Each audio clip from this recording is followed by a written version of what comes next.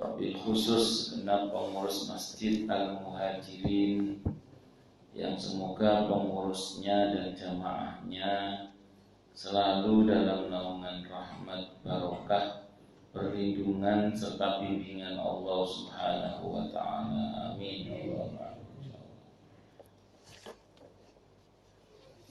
Masih melanjutkan kajian kita tentang hadis dhaif dan palsu yang populer di Indonesia. Berikutnya ini kalau dibilang hadisnya derajatnya lemah. Redaksinya aqtis sa'ila wa in ja'aka ala farsin. Akti atau ikti berilah, as-sa'ila orang yang meminta-minta, ikti berilah. Kalau akti berikanlah. Nah itu beda ya. Jadi kalau ikti berilah, kalau akti berikanlah. Bedanya di mana? Kalau akto yakti, kalau akto yukti itu nanti apa namanya? Muta'addi.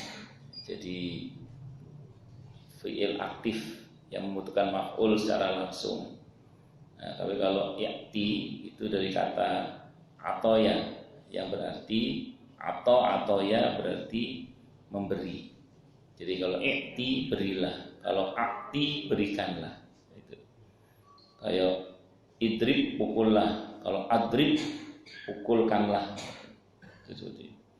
Bahasa Arab itu kalau nggak ngerti tasrifnya, nggak ngerti sorofnya, itu bisa berubah maknanya. Ya'ti berikanlah asa-ila kepada orang yang meminta-minta itu, wa in ja'aka sekalipun ia datang kepadamu ala farosin pakai kuda. Jadi ada orang mengendarai kuda terus minta sama Anda sebagai pengemis atau orang yang minta-minta, kalau perintahnya sih kasih. Ya kalau jenengan pas musimnya BLT dulu BLT bantuan langsung telas itu kan. Itu kan yang datang bawa motor, gelang emasnya banyak.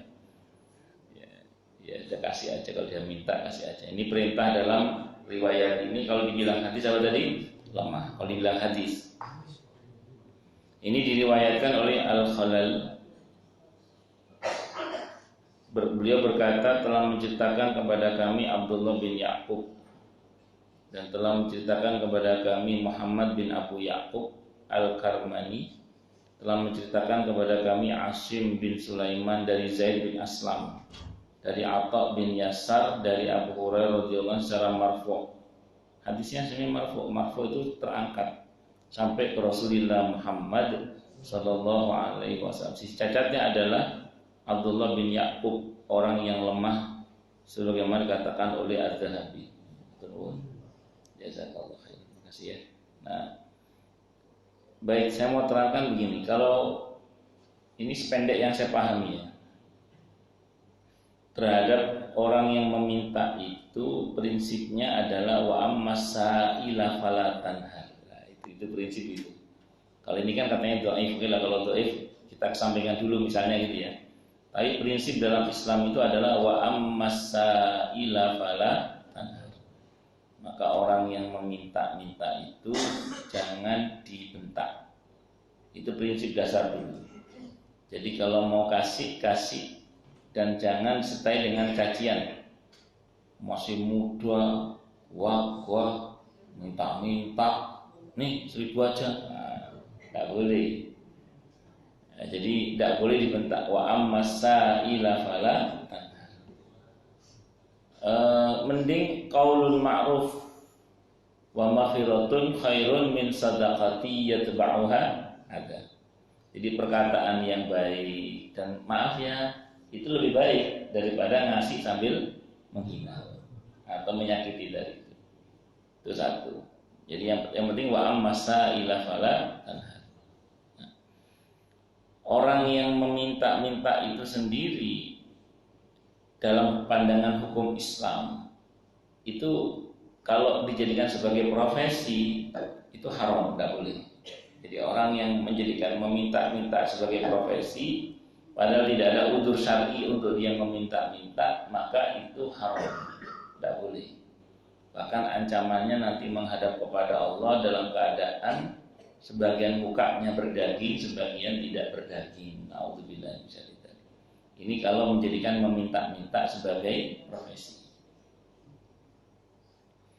Tapi kalau dia dalam keadaan butuh, kemudian dalam kondisi tertentu dia terpaksa meminta, itu bukan minta-minta, itu bukan pengemis namanya.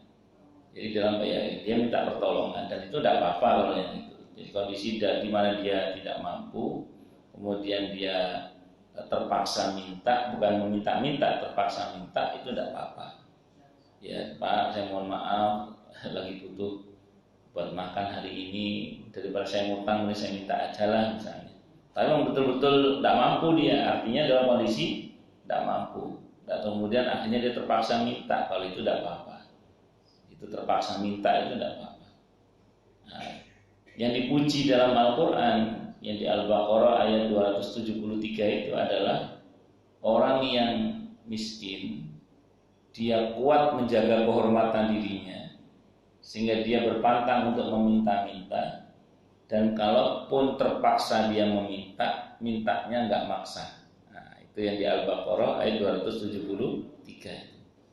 Jadi itu yang dipuji oleh Allah, orang yang berjuang di jalan Allah sampai ya tidak mampu lagi berusaha di muka bumi ini, sehingga kemudian yang bersangkutan kekurangan sebenarnya kehidupannya, tapi karena menjaga kehormatannya, orang melihat dia seperti orang yang berkecukupan, padahal dia adalah orang yang berkekurangan sebenarnya. Tapi orang melihatnya, oh dia kaya, dia berkecukupan karena menjaga kehormatannya itu.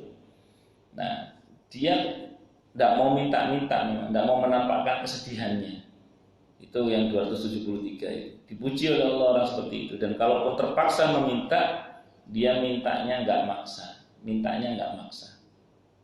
Pernah enggak datang ke ibu-ibu seseorang yang enggak pernah dia datang ke ibu tentang masalah uang. Jadi kita enggak tahu juga kalau dia butuh uang. Satu saat dia datang ke ibu minta misalnya bantuan. Enggak pernahnya tiba-tiba datang ibu minta bantuan. Akhirnya ibu bilang, mohon maaf Bu, belum ada uangnya. Terus dia bilang, oh iya nggak apa-apa, terima kasih. Nah, saya diterima aja, alhamdulillah, terima kasih. Saya pamit dulu ya. Jadi tidak pernah minta bantuan sama kita.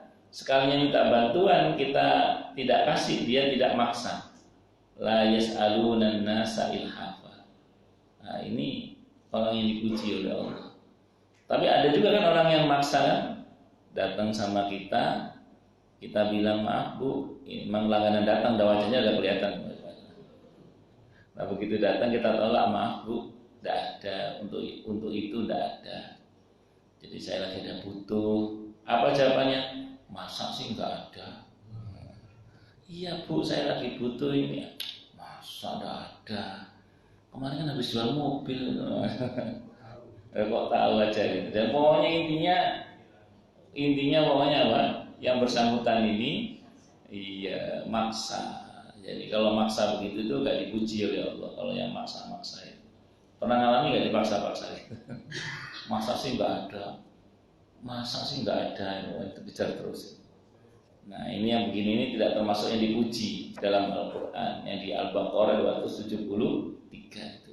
Nah sementara kalau kita dari sisi kitanya yang ada satu lagi, meminta itu bukan aib bagi siapa, bagi seseorang yang kepada orang lain dia punya hak atas dirinya.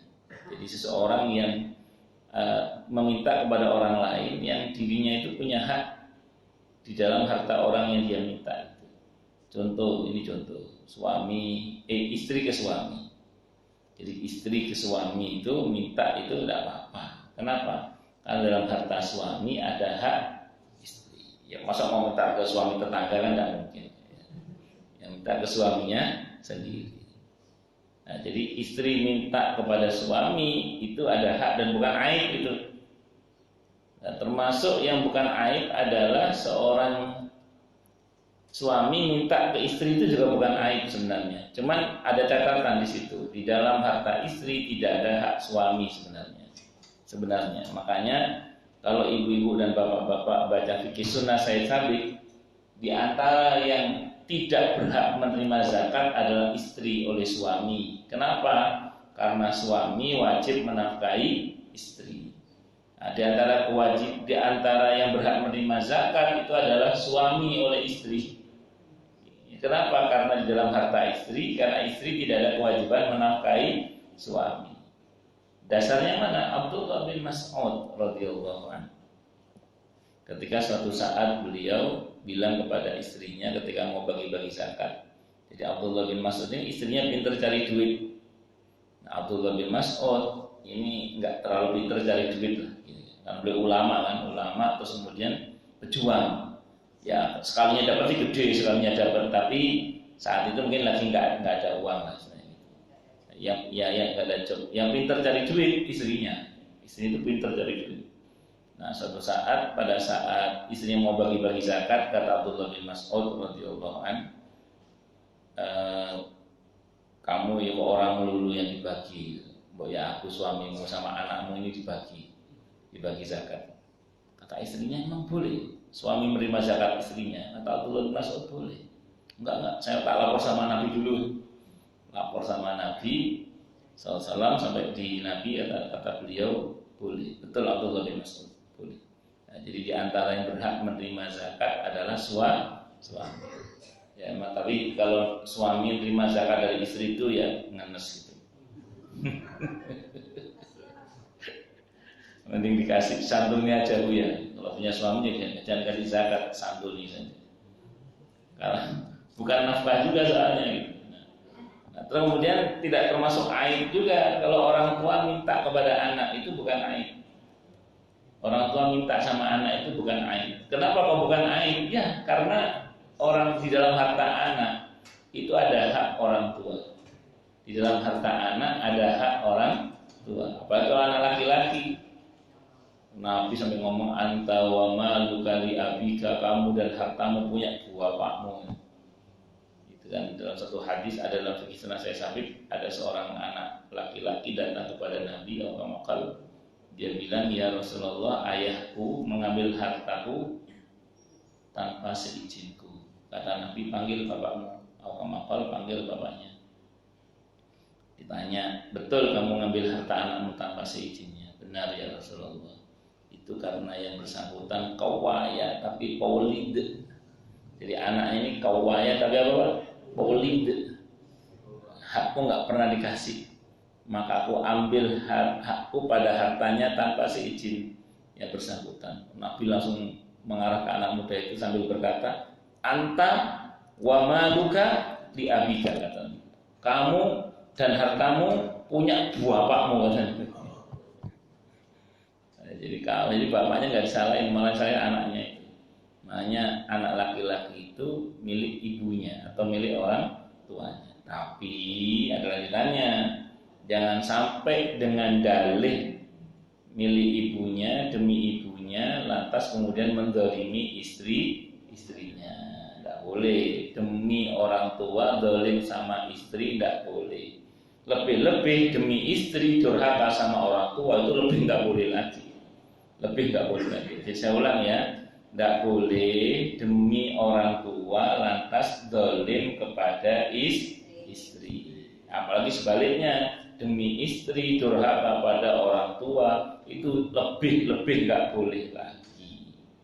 Karena saya mohon maaf, kadang sebagian orang ini pincang dalam praktek teori ini pincang. Demi ibunya rela menganiaya istrinya. Sehingga saya pernah cerita mungkin di sini. Bukan di sini kejadiannya, di Kemang Pratama sana. Bukan orang sini, orang mana? Kemang Pratama. Saya ceritakan tempatnya saja biar Anda enggak toleh-toleh, bukan orang sini. Izin minum ya. Bismillah.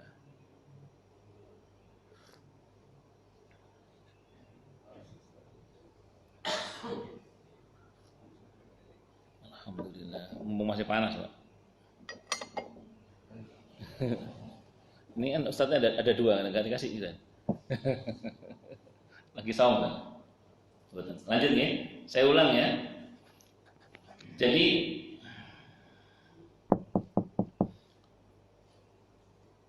ada kasus seorang anak yang disampaikan ke saya beberapa tahun yang lalu ya, ini udah lama kejadiannya, udah beberapa tahun yang lalu. Itu gaji sang anak ini, gaji suami ini maksud saya, ini 50 juta per bulan.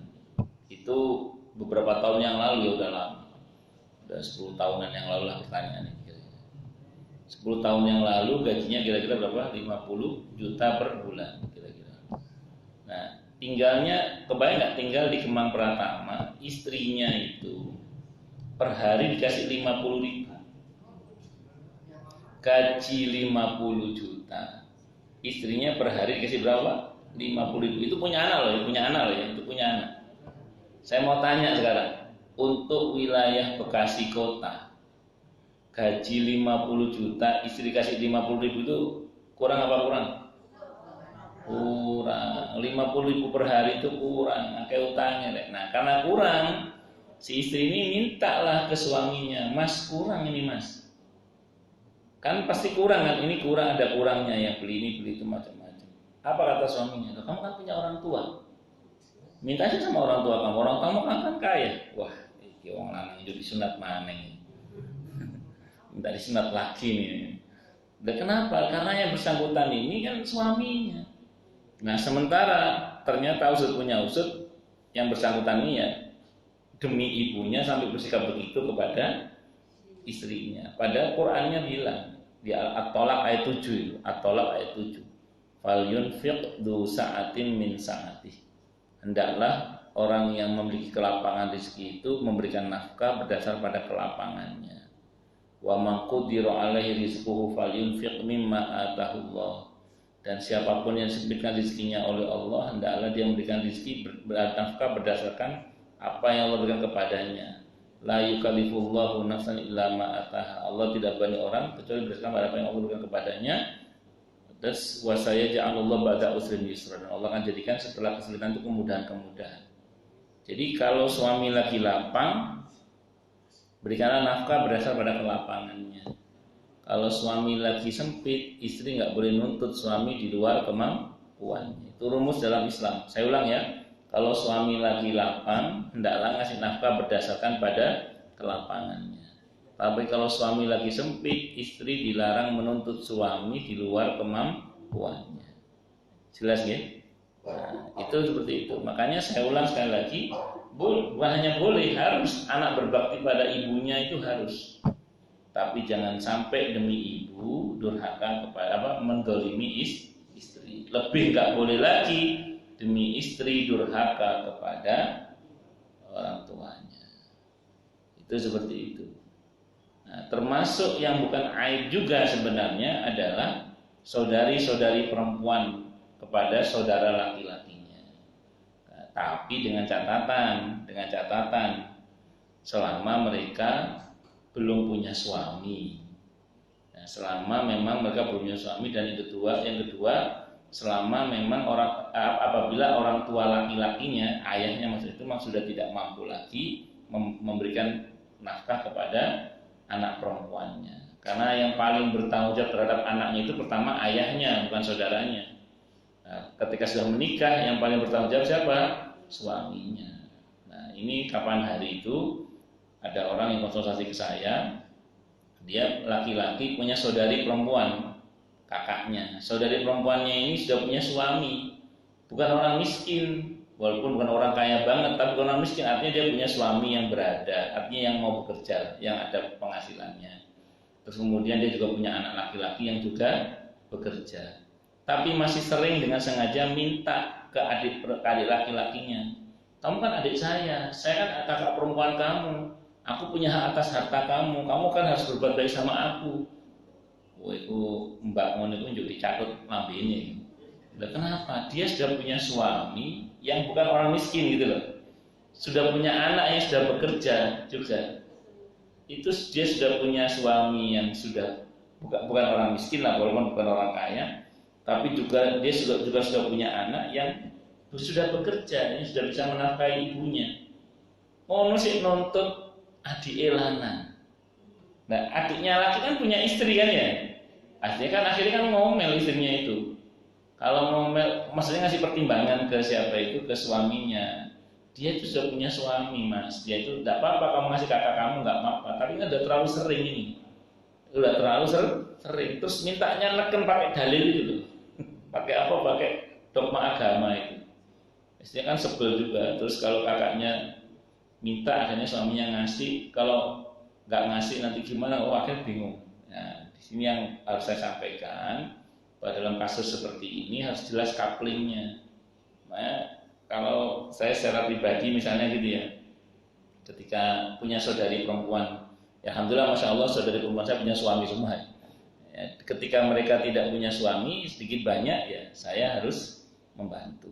Tapi ketika mereka alhamdulillah, masya Allah, sekarang punya suami, yaitu tanggung jawab suaminya. Tapi saya tidak memutus bantuan. Nah, andaikan ya beliau datang kepada saya minta bantuan, ya saya bantu.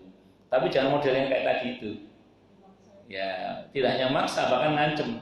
Saya ini loh, kamu kalau nggak sama gue itu ngancem sekali.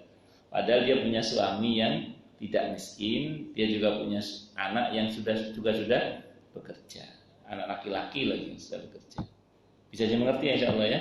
Nah, itu jadi bukan aib juga kalau misalnya kakak perempuan atau adik perempuan minta kepada saudara laki-lakinya, tapi dengan catatan kalau memang dia sudah tidak ada lagi yang menanggung hidupnya dalam tanda kutip ya, suami atau ayah kandungnya. Kalau masih punya ayah kandung, misalnya gini, ada orang, misalnya ada seorang kakak perempuan Anda bercerai dari suaminya, punya anak masih kecil, tapi anak ini kan masih punya bapak, misalnya gitu. Ya ini anak kecil ini tanggung jawab siapa? Bapak kandungnya. Kecuali bapak kandungnya tidak bertanggung jawab, ya terpaksa Anda yang membantunya, dan begitu seterusnya. Ya, pokoknya kalau babnya orang-orang yang seperti itu, dinamika hukumnya bergerak ya, tidak terus kemudian cair sekali, tidak terus kemudian jumut gitu. Itu seperti itu. Karena saya ulang ya, beberapa orang itu kadang ya ditekan oleh istilah-istilah tadi itu, yang kakak perempuan tanggung jawab saudara laki-lakinya, saudara laki-laki itu tanggung jawab terhadap saudari perempuannya, tapi terus menutup mata dari hal-hal yang lain yang merupakan itu bagian-bagian dari hal yang terintegrasi yang tidak bisa dipisahkan tadi, yaitu keberadaan suami, keberadaan ayah kandung, dan begitu seterusnya.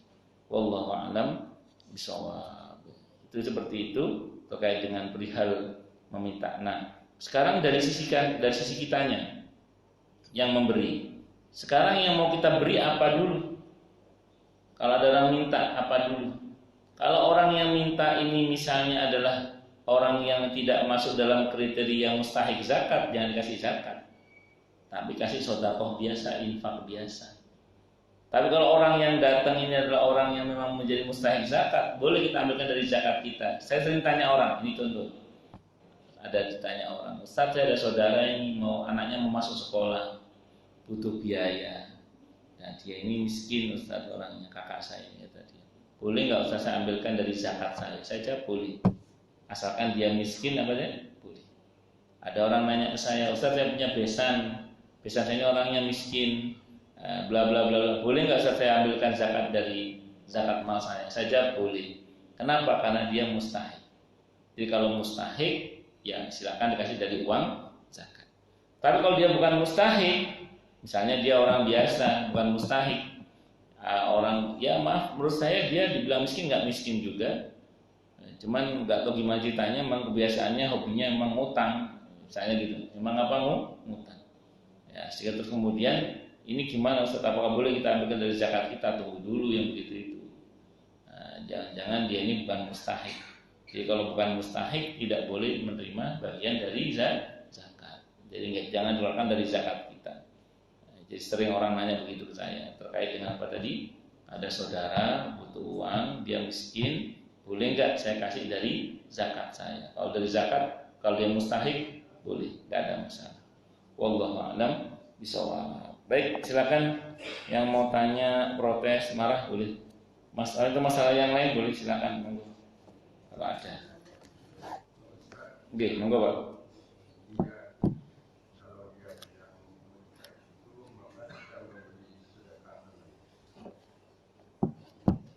Kalau kita tidak memberikan apa?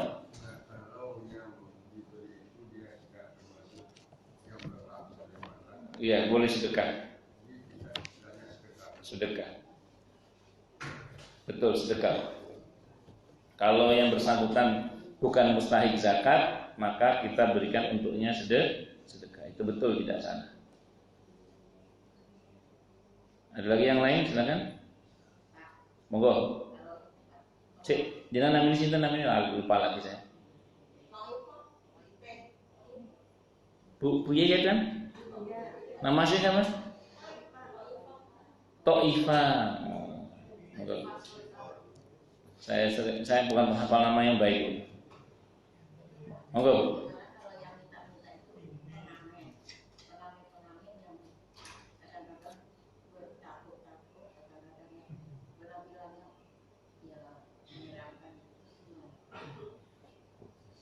Pertama gini dulu ya. Ini rumus dasar dulu ya. Ini rumus dasar dulu.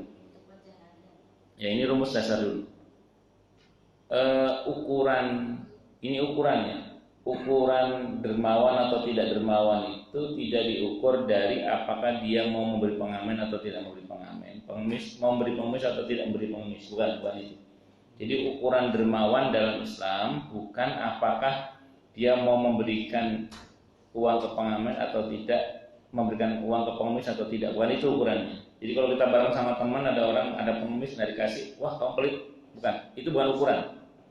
Dalam Islam ukuran orang itu pelit atau tidak, pertama bagaimana hak-hak hartanya yang sifatnya wajib, dia peduli nggak zakatnya, bagaimana gaji karyawannya, bagaimana bayar utangnya, bagaimana kalau dia suami nafkah ke istrinya. Itu ukuran yang pertama. Yang kedua, gimana yang sunnah-sunnahnya, sedekahnya, hibahnya, hadiahnya. Kalau bahasa sederhananya, kalau beli tas mahal ada, masa untuk musola tidak ada. Kalau beli HP bagus ada, masa untuk masjid tidak ada. Kalau untuk beli hobi ada, masa untuk fuqara masakin tidak ada. Nah, jadi kalau kemudian yang wajib dia peduli, yang sunnah dia peduli, nah itulah yang disebut dengan dermawan. Jadi ukurannya bukan soal memberi atau tidak memberi pengamen. Nah, pertanyaan Ibu Taifah ini menarik. Bagaimana Ustaz kalau seandainya kita ini tadi memberi apa tadi? Pengemis. Pengamen ya? Pengamen. Bagaimana Ustaz kalau kita memberi pengamen? Maka jawabannya sederhana saja. Kalau di fikih ini yang saya pahami Bu ya, ada sebagian fuqaha yang mengatakan begini. Ini kalau yang berpendapat bahwa musik itu haram ya. Kalau setelah nyanyi baru kita beri, itu haram, tidak boleh katanya. Ini saya ngomong fikih dulu. Tapi kalau dia sebelum nyanyi diberi dulu, itu tidak apa-apa. Jadi dia belum nyanyi kan. Artinya kita memberi uang itu bukan karena dia nyanyi, tapi karena kita mau memberi dia sebagai manusia. Itu satu dulu. Tapi kalau kemudian dia nyanyi dulu, baru kita beri, berarti kita membayar nyanyinya itu. Nah, dengan musiknya dari itu. Nah, kalau ibu termasuk yang berpendapat bahwa musik itu haram, kerinciannya tadi itu. Jadi kalau ibu mau ngasih pengamen yang ibu berpendapat musik itu haram, maka sebelum nyanyi kasih uang dulu. Ini buat kamu, buat makan. Nah, ya, tapi kalau dia nyanyi dulu, baru kita kasih, berarti kita membayar musiknya yang haram itu. Kalau ibu berpendapat musik itu haram ya, maka ibu tidak boleh ngasih itu. Itu seperti itu. Itu satu dulu. Yang kedua, pendapat yang kedua yang saya pahami, ibu lihat manusianya saja. Gak usah lihat tatonya, gak usah lihat gondrongnya rambutnya, gak usah lihat tidak pernah mandinya. Nah, ibu ngasih makan manusia itu saja sudah bernilai sedekah. Jadi ibu niatkan ngasih manusianya aja. Itu jangankan dia seperti itu, bahkan andaikan dia kafir sekalipun, kita memberikan makan manusianya itu tetap berpahala.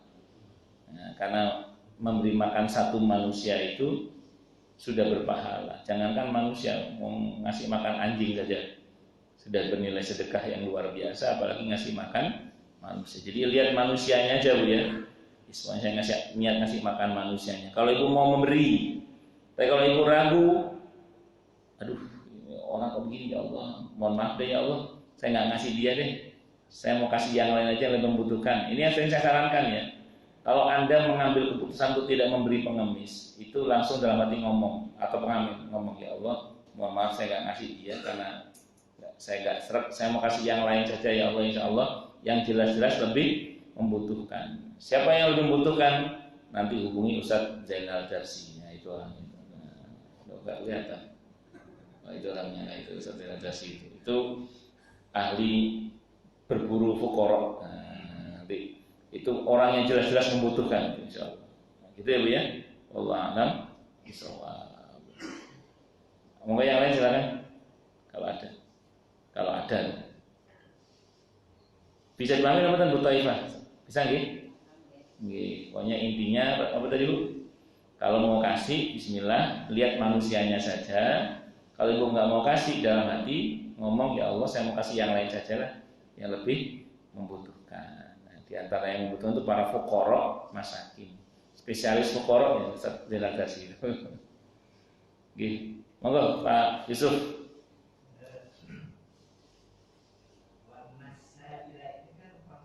Wa ammas sa'ilah falatan.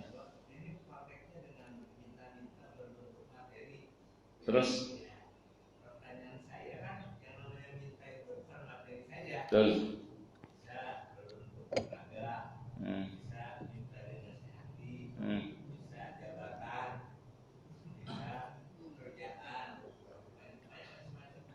Pertanyaan saya apakah dalam bahasa Al-Quran, bahasa Arab ada kalimat atau kata yang lain untuk ya, di situ pakai al-ta'rif ya, wa ammas-sa'ila falatanha, tidak menggunakan isim nakirah. Tadi artinya yang dimaksud dengan orang yang meminta dalam ayat itu sudah dikenali di kalangan bangsa Arab saat ayat itu turun. Siapa? Pengemis memang. Orang yang suka meminta. Orang yang kalau bahasanya Nabi, orang yang keliling-keliling kemana-mana untuk meminta-minta. Nah, terhadap mereka itu kita tidak boleh membentak bahkan. Nah, kalau mau kasih, makanya nanti ada ayat yang lain Pak yang mengatakan qaulun ma'ruf wa maghfiratun khairun min shadaqatin yatba'uha ada. Jadi ucapan yang baik itu dan minta maaf itu lebih baik daripada kita ngasih tapi sambil menghina. Begitu Pak. Wallahu a'lam bishawab. Nah, termasuk nanti dalam kategori pengemis bisa jadi adalah pengemis yang ya pengemis jabatan itu bisa saja, tapi nanti pemaknaannya kan melebar Pak. Pemaknaannya nanti apa? Melebar. Tidak ada masalah juga kalau mau kita kembangkan ke sana maknanya, karena Al-Qur'an itu kan memang bahasanya itu seringkali kontekstual gitu ya. Jadi dalam konteks ayat ini bisa dikembangkan ke makna yang mana, selama kesimpulannya meningkatkan iman sih tidak ada masalah sebenarnya. Nah, tapi kata kuncinya kalau dalam konteks ammas sa'ilah falatan hal itu sebenarnya cuma satu. Apa itu? Yaitu jangan kita mencela atau menghina orang yang memang datang kepada kita untuk meminta. Itu aja sih rumusnya. Nah, kita yang memberi ya tadi berilah kalau mau memberi, kalau nggak mau memberi maka ya kita jangan membentaknya, tapi bilang saja maaf. Nah, bagi orang yang meminta sendiri ada berlaku tentang hukum yang lain tadi Pak yang saya bilang tadi itu. Wallahu a'lam bishawab. Kalau minta nasihat tidak ada masalah. Monggo Pak Farid. Bahasa tubuh itu sangat gampang dicerna. Dulu waktu Ustaz mengawali taklim di sini bahasa lain Imam Nawawi di hadis ke-27. Al-birru. Itu waktu itu nerangin al-birru. Berbuat baik. Berbuat baik itu kan bagus. Tapi kalau ngasihnya ke orang Iya. body language itu nempel di sini. Iya. Ya bahasanya. Bukan al-birru lagi. Jadi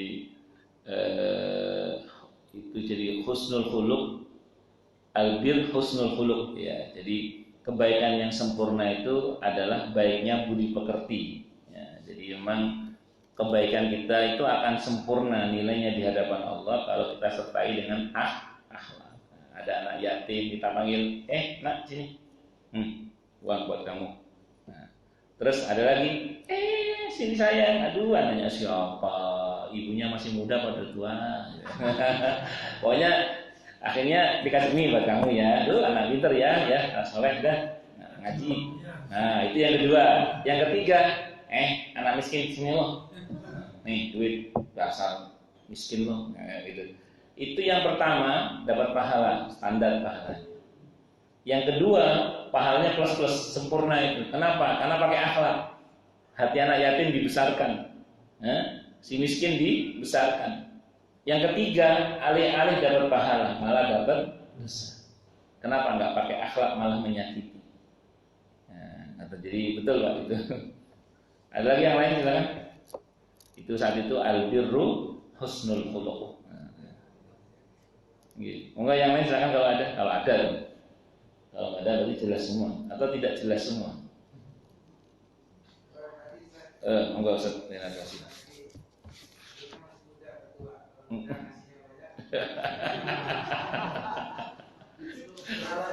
Ya baik. Ya baik. Tapi tidak termasuk yang menghitung masa idahnya BCL kan? Wah, saya ulang ya. Jadi gini, maksud saya nanya ibu kamu sudah tua atau masih muda itu gini maksud saya. Ibu kamu masih muda atau sudah tua? Kalau masih muda itu tak kasih modal usaha. Maksudnya gitu tak. Tapi kalau sudah tua tak santuni saja. Gitu loh Ustaz maksudnya. Jadi bukan terus buka cabang baru, bukan. Kalau saran saya sih kan gini ya, kalau untuk anak yatim, ini babnya yatim. Yatim itu kan kalau bahasanya Nabi itu menggunakan istilah kafil, yang nanti di surga bersama dengan Nabi itu kan kafil. Ana wa kafilul yatimi fil jannati hakada.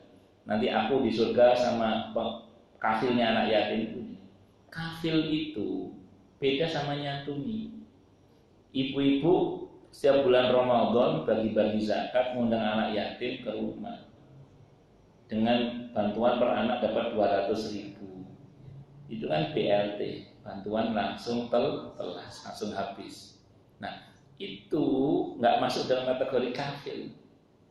Kafil itu kalau dulu prakteknya para sahabat, itu bantuannya itu kalau untuk anak-anak yatim, itu kalau perempuan sampai dia menikah.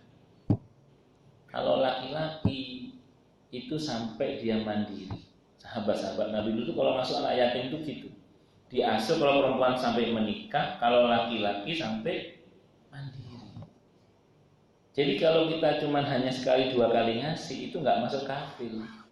Kalau mau jadi kafil terus menerus Ustaz. Nah supaya tidak terjadi fitnah, nah itu saat akhirnya kalau ditanya, ya nggak harus gitu. Ya paling nggak yang ngasih istri kita lah, supaya kemudian tidak terjadi apa fitnah. Itu seperti itu. Kenapa? Boleh, kalau berani boleh, kalau punya nyali boleh. Nah, yang ngomong siapa tadi? Istrinya datang nggak istrinya? Bercanda. Saya kira itu, okay? Ya, jadi bantuan kalau untuk anak yatim sepatutnya tidak. Atau kalau Anda ingin menyempurnakan iman, bantuan yang sifatnya solutif. Ini Masya Allah ya, di Facebooknya Ustadz Zainal Darsi ini kan ada apa Ustaz, pemburu fakir apa Ustaz? Bidik fakir. Itu programnya nyata loh, itu solutif. Nyata solutif itu kalau ingin menyempurnakan iman, patungan saja ikut dalam itu bantuannya di grup beliau itu. Ya, itu seperti itu solutif karena kerjanya nyata, ada fuqara masakin yang dibantu yang sifatnya itu memang bantuannya nanti didiskusikan secara tepat ke fuqara miskin nggak masuk kata beliau, fakir hanya untuk fakir. Nah, itu luar biasa. Dan nanti silakan hubungi lagi online beliau Ustadz Zainal Darsi. Wallahu a'lam bishawab. Monggo silakan yang lain.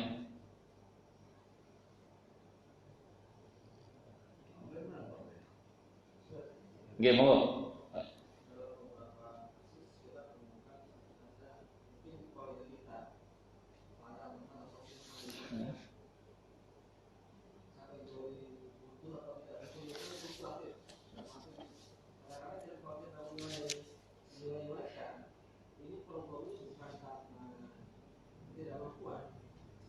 Tapi karena gaya hidup.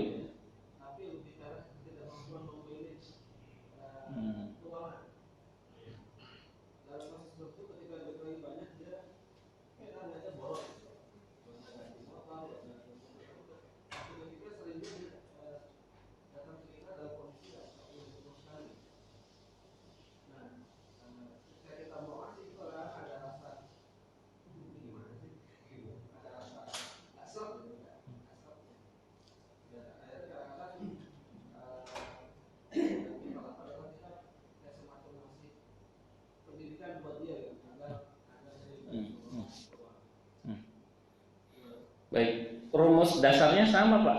Rumus dasarnya pada saat dia datang kepada kita minta bantuan tadi itu, berarti status dia kan sa'il, orang yang minta sama kita minta bantuan. Rumusnya sama, wa masaila falatanhar, jangan dibentak satu. Kalau Bapak mau kasih nasihat tidak apa-apa. Nah, tapi kalau Bapak mau kasih pelajaran dia dengan tidak memberi yang bersangkutan, itu terserah Bapak. Karena pada saat orang datang kepada kita minta bantuan itu secara hukum, saya nggak ngomong akhlak, saya ngomong hukum dulu ya.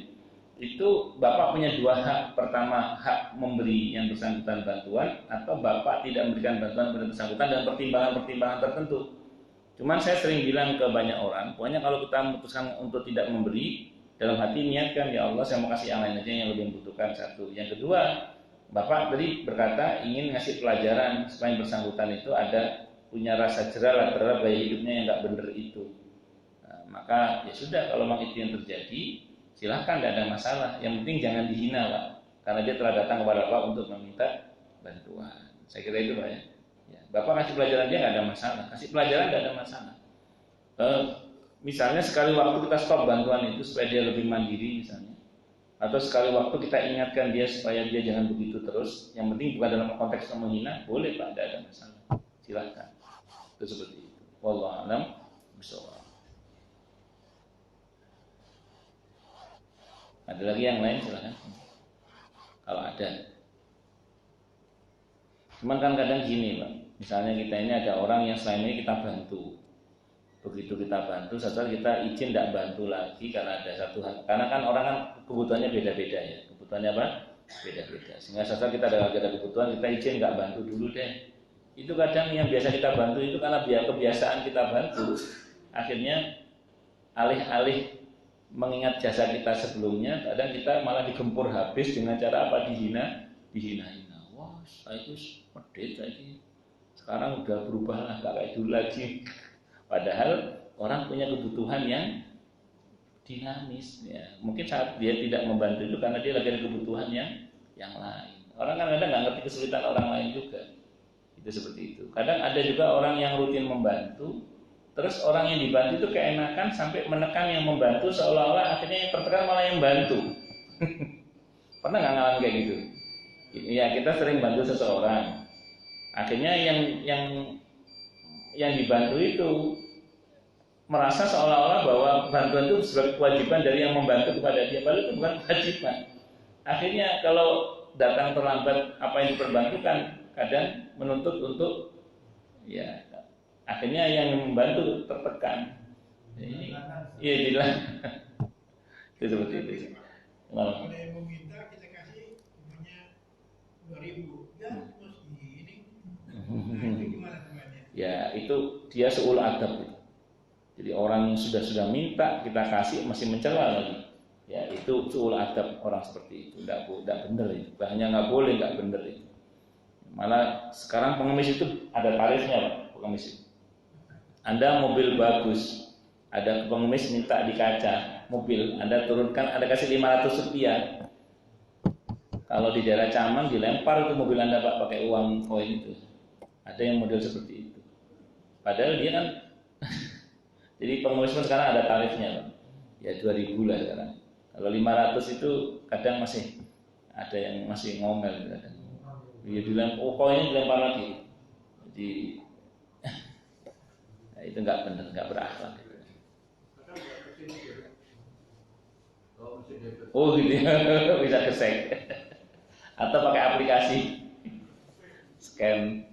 Ya Allah, macam-macam sekarang. Monggo yang lain kalau ada. Oke.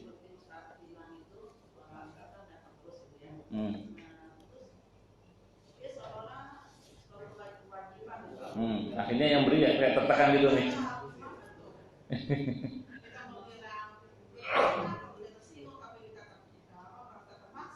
Iya. Ya kalau itu terjadi pada kita ya, kalau itu terjadi pada kita, maka kita punya keberanian untuk berkata tidak. Ya, bukan tidak memberi, tapi ada saatnya di mana mungkin kita berkata, untuk saya nggak bantu dulu ya, saya lagi ada perlu misalnya, saya juga ada butuh misalnya, ini saya masih belum ada ini, mohon maaf dulu ya. Ya dengan segala risikonya nih, termasuk diantaranya kalau kita dimusuhi oleh yang bersangkutan, karena kadang kemarau setahun habis oleh hujan sehari, ya itu resiko itu nih. Jadi air susu dibalas dengan air tuba, itu udah biasa. Yang penting mami ikhlas aja, ikhlas, terus sudah kita ikhlasan aja, mau gimana lagi. Besok. Orang itu punya anak, tapi dia punya suami. Terus suami itu dari bayi sampai sekarang nggak tanggung jawab. Terus kita nyebut dia sebagai anak yatim, bukan anak yatim ya, yang ada bapaknya. Kalau kita bantu yatim gimana? Yatim itu artinya sendiri. Ya, yatim itu artinya sendiri ini. Maka dalam pandangan sebagian para ulama ada yang mengatakan begini, anak yang orang tuanya lengkap, tapi kalau dia diterlantarkan, dia yatim. Jadi anak yang orang tuanya lengkap, tapi diterlantarkan oleh orang tuanya, itu yatim juga.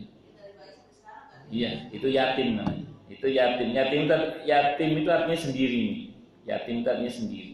Jadi kalau ada anak orang tuanya lengkap, kok diterlantarkan, dia yatim. Karena dia dibuat sebatang kara. Iya. Enggak, yatim aja. Yatim itu artinya sendiri, Pak. Yatim itu artinya sendiri, yatim. Jadi makanya kata para ulama, anak yang lengkap bapak ibunya tapi diterlantarkan, dia yatim secara bahasa. Secara bahasa dia yatim. Nah, dia berhak dibantu kalau dia miskin. Saya kira itu. Allah. Cukup dulu. Kita tutup dengan hamdalah. Alhamdulillahirabbil alamin. Semoga kajian kita bisa bermanfaat, mubarakah di dini wa dunia wal akhirah untuk kita, keluarga kita dan seluruh umat Islam semuanya, dan mudah-mudahan kita semua dijadikan oleh Allah sebagai orang-orang yang sukses dunia akhirat